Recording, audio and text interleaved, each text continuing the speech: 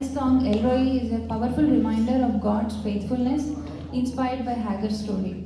In her distress, God saw her, called her by name, and promised his presence.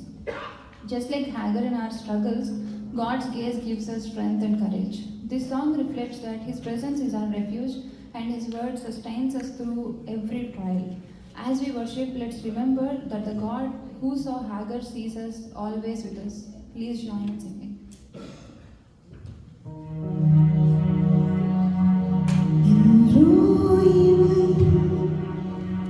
నీవు చూడగా